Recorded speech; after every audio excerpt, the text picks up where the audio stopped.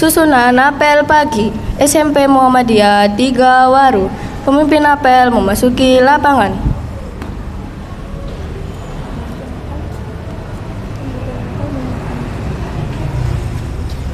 Pemimpin apel menyiapkan pasukannya. Pimpinan, saya ambil alih untuk seluruhnya. Siap, gerak. Pembina apel memasuki lapangan.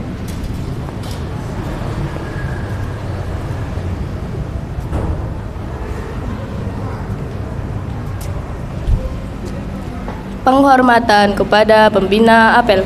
Kepada pembina apel, hormat, gerak.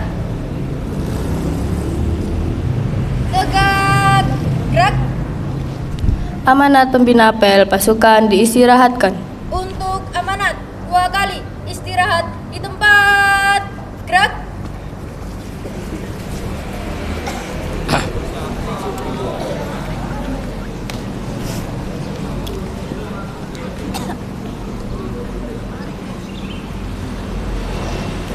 Bismillahirrahmanirrahim. Rabbi shrahli sadri wa yassirli amri wahlul 'uqdatam min lisani yafqahu qawli. Amma ba'd. Yang saya hormati Bapak Kepala SMP Muhammadiyah 3 Waru. Yang saya hormati Bapak Wakil Kepala Urusan Kesiswaan Bapak Sulik Fatul Hadi SPDMM. Yang saya hormati Bapak Wakil Kepala Urusan Humas Ustadz Nuryanto MPD, dan anak-anakku yang saya banggakan. Semoga kita pada pagi hari ini tetap diberikan kesehatan, kita diberikan kesempatan, dan tentunya kita diberikan semangat yang luar biasa dalam menuntut ilmu di SMP Muhammadiyah 3 Waru. Sholawat serta salam semoga tetap kita pujikan kepada Nabi Muhammad SAW yang telah membimbing kita dari jalan gelap menuju jalan yang terang, yakni dinul Islam. Baik anak-anak, untuk materi apel pada pagi hari ini mungkin ini sudah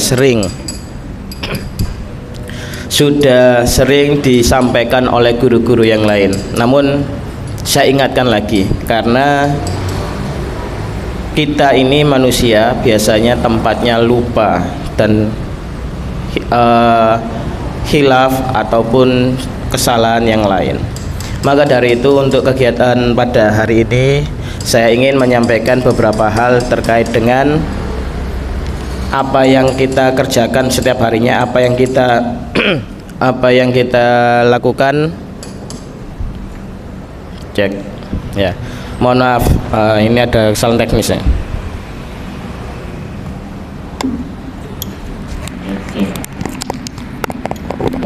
Kita mulai lagi ya. Nah, sebelum itu saya ingin tanya, ada di antara kita yang belum punya handphone atau smartphone?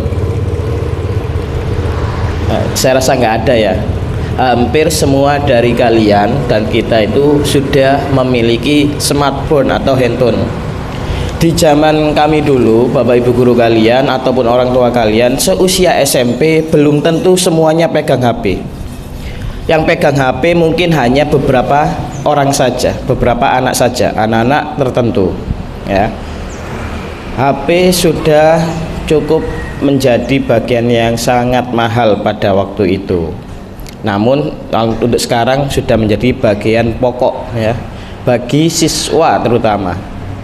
Kenapa seperti itu? Ya kita tahu sejak kemarin ada pandemi COVID-19, HP ini sudah menjadi barang yang wajib dimiliki setiap siswa untuk menunjang pembelajaran, proses pembelajaran. Nah, tapi ada juga kelemahan yang dimiliki dari smartphone itu tadi.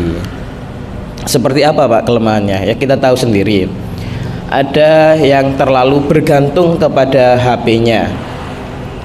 Seolah-olah lek gak nyekel HP itu nyawone karek separuh. Nah, bangun tidur itu yang dicari langsung di HP ku. Nah, HP. Mau tidur yang dipegang HP. Di sekolah di stop, HP itu di stop. Nah, sampai depan stop, berhenti, tidak pegang HP. Anehnya tidak ada yang ketagihan, tidak ada yang kecanduan. Berjalan begitu saja, ngobrol sama teman normal, ikut pembelajaran normal. Walaupun mungkin ada senang kelas sik ngantukan, gak usah nonton koncone, walaupun ada di antara kalian teman kita yang di kelas itu ngantukan nih. Nah, itu kenapa? Itu tadi faktor karena HP terlalu lama.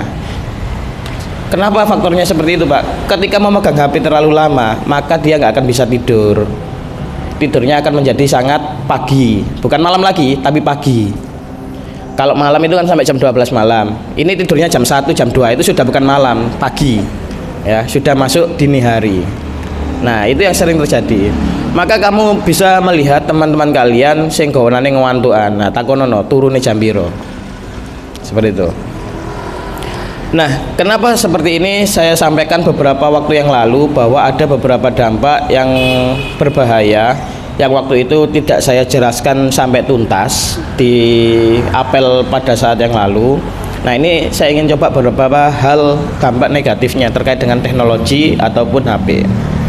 Banyak di antara siswa atau pelajar itu tidak sadar hukum, ya, tidak sadar hukum terkait dengan UU ITE, informasi teknologi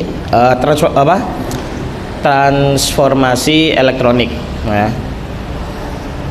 Jadi terkait undang-undang itu kalian masih banyak yang tidak paham dan banyak yang melakukan pelanggaran UU ITE. Yang pertama, hoax. Itu banyak di antara kita itu satu, kalau nggak termakan hoax ya ikut menyebarkan hoax. Ada berita apa gitu ya, contohnya kemarin yang paling viral di Sidoarjo, penculikan anak gitu ya. Ada cerita bahwa ada anak SD di sebuah tempat di Sidoarjo itu mengalami percobaan penculikan. Nah, itu tersebar di WA, di berbagai macam platform, bahkan hingga masuk media televisi dan sebagainya. Ternyata setelah diselidiki, itu hanyalah sebuah cerita dari anak kelas 5 SD, cerita ke temannya terkait mimpinya. Temannya nggak kalau itu cerita terkait dengan mimpi, disampaikan ke gurunya. Nah, disampaikan gurunya kaget, dikira beneran kan. Akhirnya disampaikan ke beberapa hal, disebarkan informasinya supaya berhati-hati. Ternyata itu adalah sebuah mimpi, ya. Mimpi menjadi viral. Nah, sak Sidoarjo. Nah, tapi dari itu bukan berarti kita wala Pak mimpi itu Pak, berarti nggak harus kita waspada. Tetap kita harus waspada sebagai seorang manusia atau sebagai netizen, kita juga harus waspada terhadap berbagai macam informasi yang kita dapat. Selanjutnya selain hoax, ada lagi yang namanya, yang paling sering itu adalah cyberbullying. Ya, kita tahu bully ya, kita tahu bully, membuli dan sebagainya, bullying, atau kalau secara langsung ini namanya langsung membuli dan sebagainya. Nah, ada yang namanya cyberbullying. Cyberbullying ini yaitu tadi berupa ejekan bisa, atau yang berkaitan dengan penghinaan sara ya. Apa sara itu? Suku, agama, dan ras. Nah, ada yang mungkin bahasanya di grup WA-nya kalian, di grup WA kelas ataupun WA entah apa grup B, sering ngilokno koncone, baik berupa teks ataupun berupa stiker. Teks itu seperti apa Pak? Ya contohnya memanggil atau memojokkan seseorang dengan suku, agama, ras, mungkin oh Cino, oh Ambon. Nah, seperti itu, contohnya seperti itu. Nah, ketika temanmu ini merasa tersinggung, nah itu kamu melakukan pembulian. Nah, itu termasuk cyberbullying. Kalau stiker Pak, stiker itu meneng-meneng koncomu keturunan kelas mbok foto, mbok dadekno stiker. Mbok stiker apa macam-macam. Nah, ataupun gurumu pas lagi nerangno mbok foto, cret. Nah, mbok dadekno stiker. Tanpa sepengetahuan, tanpa izin kamu mengambil gambar orang. Nah, itu sudah pelanggaran 3 lapis itu. Ya, mengambil foto orang itu pelanggaran tanpa izin, dijadikan stiker, melanggar hak cipta juga. Ini hak ciptanya ada ini ya, kayak muka-muka gini ada. Kalian juga sama, memiliki hak cipta sendiri. Kemudian dipakai stiker, di-share di kelas-kelas yang lain. Nah, karuan stiker api, stiker pas dowe. Ya, biasanya itu yang diambil stiker-stiker itu yang pas ketika pose, ketika kita sedang tidak siap atau ketika pas memalukan ya, kondisi memalukan. Bu pas ngupil, bu pas angop, kejepret, nah langsung lah dibuat stiker. Nah, bagi kalian yang suka membuat stiker-stiker itu, ya itu salah satu bentuk kreativitas ya, tapi salah arah. Nah, coba bikin yang lain yang lebih berguna, bermanfaat. Coba tamanmu ditawari, posong ini tak gawe stiker. Itu lebih bagus daripada diam-diam moto koncone pas angop, pas mencari harta karun di hidungnya. Nah, itu bahaya gitu ya. Jangan seperti itu. Itu termasuk cyberbullying juga. Kemudian yang ketiga yang sering dilanggar oleh siswa atau pelajar adalah akses konten pornografi. Nah, sing lanang-lanang langsung. Di akses konten pornografi ini, walaupun ke Kominfo itu juga sudah melakukan pemblokiran, tapi saya rasa kalian tahu caranya membuka blokiran tersebut. Wis gak usah diuruin nang YouTube caranya akeh, Pak. Nah, oleh karena itu masih terdeteksi, meskipun kalian menggunakan berbagai macam cara, tetap terdeteksi bahwa koneksi itu dari HP-mu dan kamu usianya pelajar. Kok bisa seperti itu, Pak? Ya, yang pertama mungkin kalian pernah ingat beberapa waktu yang lalu ketika kalian mendaftarkan sebuah SIM card, kalian harus mendaftar walaupun itu menggunakan KTP orang tua dan sebagainya. Kemudian ada beberapa aplikasi yang juga harus mendaftar untuk beroperasi di Indonesia. WA, Facebook, Instagram, TikTok, semuanya itu harus mendaftar terlebih dahulu ke Kominfo baru bisa digunakan oleh orang Indonesia. Kalau tidak diblokir, ancamannya kemarin seperti itu. Sehingga platform-platform tersebut melakukan pendaftaran. Tujuannya apa? Supaya bisa mengintervensi apabila ada orang Indonesia melakukan pelanggaran-pelanggaran di UU ITE.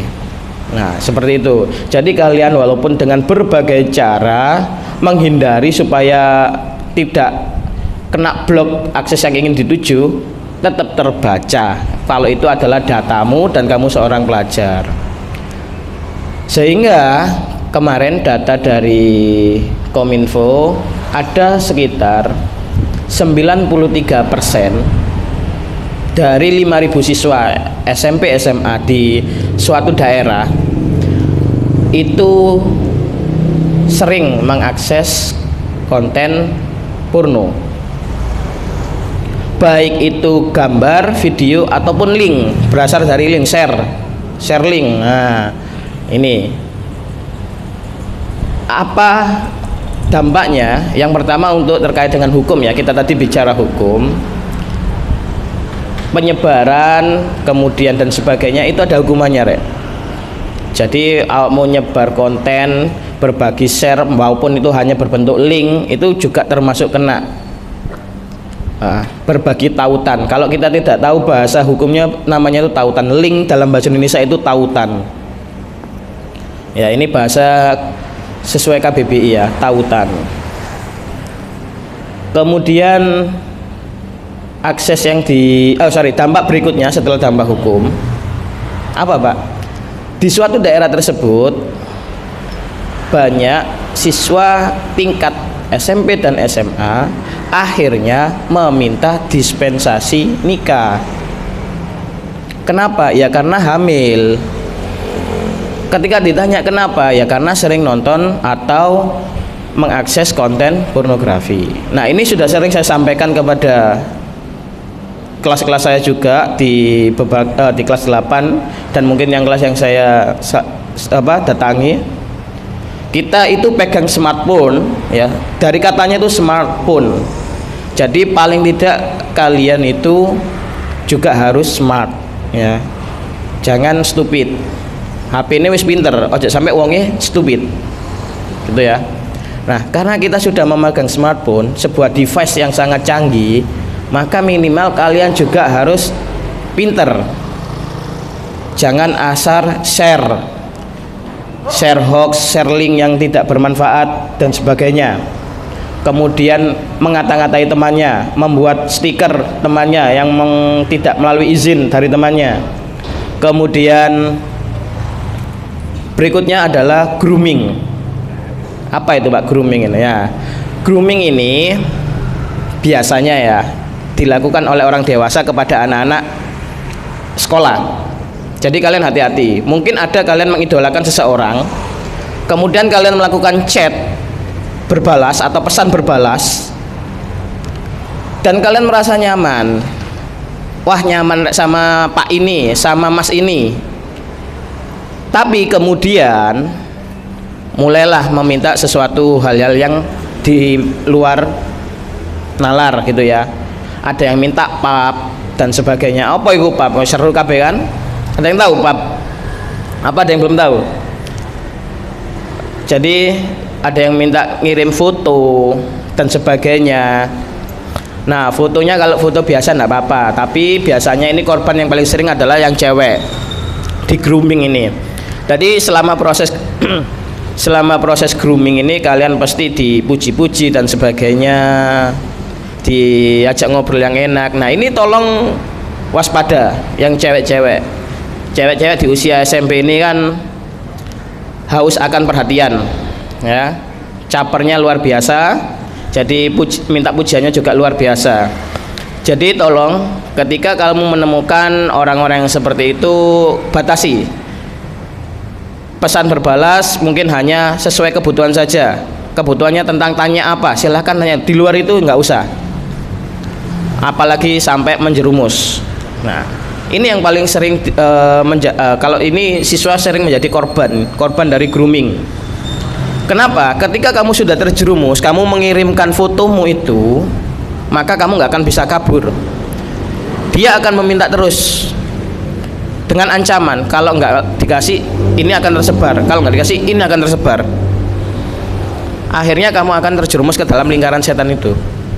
Jadi tolong berhati-hati ketika kalian memegang HP yang pinter itu, smartphone itu, maka kamu juga harus pinter gitu ya. Terus juga foto ya.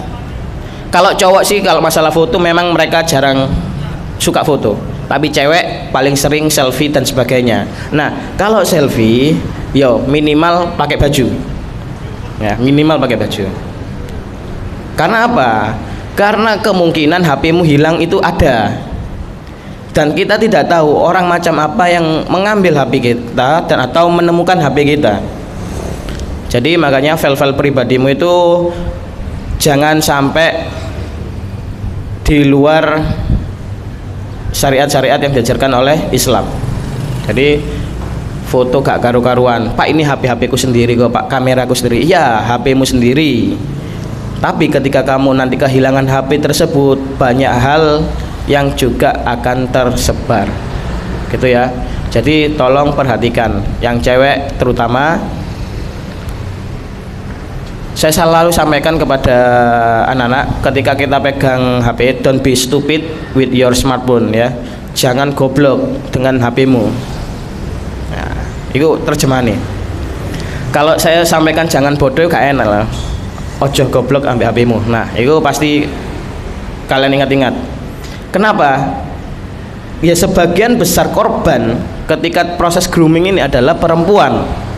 Nggak ada korbannya laki-laki itu. Jadi paling banyak siswi ya, tingkat SMP ataupun tingkat SMA.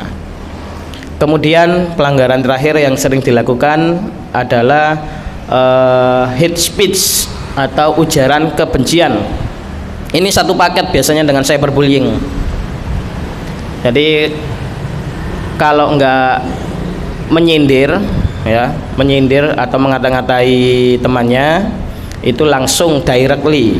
Nah, nama-nama hewan itu keluar semua untuk ditujukan kepada temannya. Oh, kamu itu guguk. Nah, guguk lu dan sebagainya. Itu keluar semua.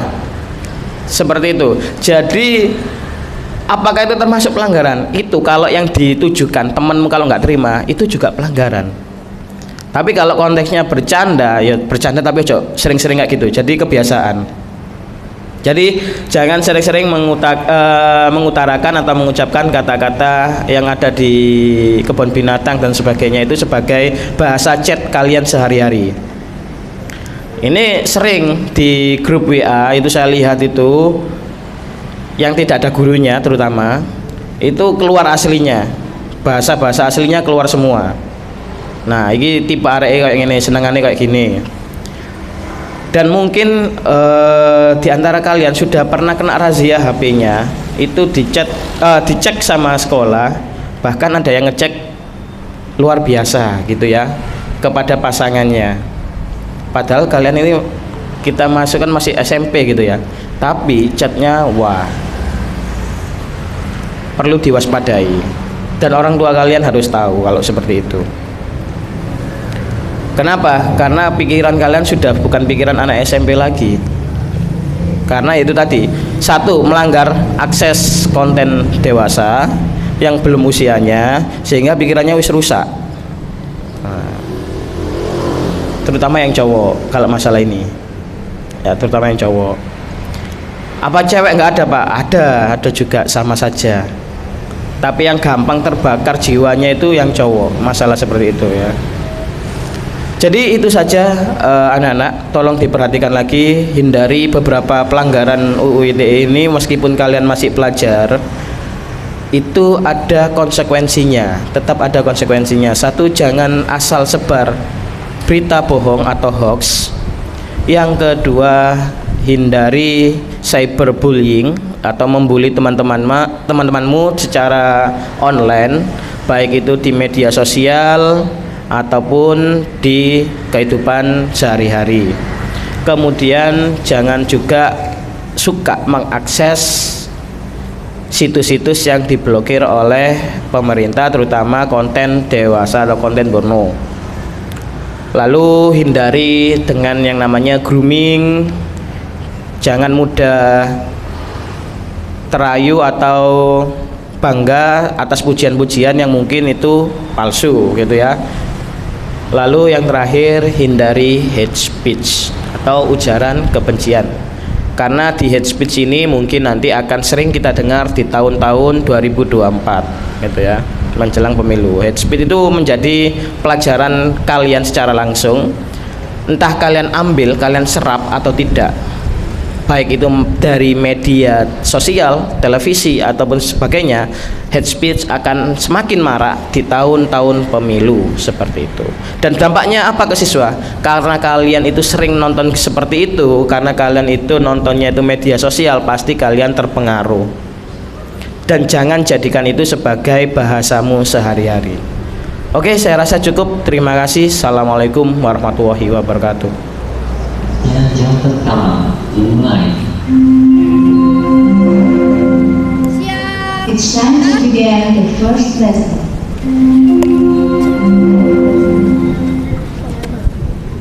Penghormatan kepada pembina apel. Kepada pembina apel, hormat, gerak, tegak, gerak, Pembina apel meninggalkan lapangan.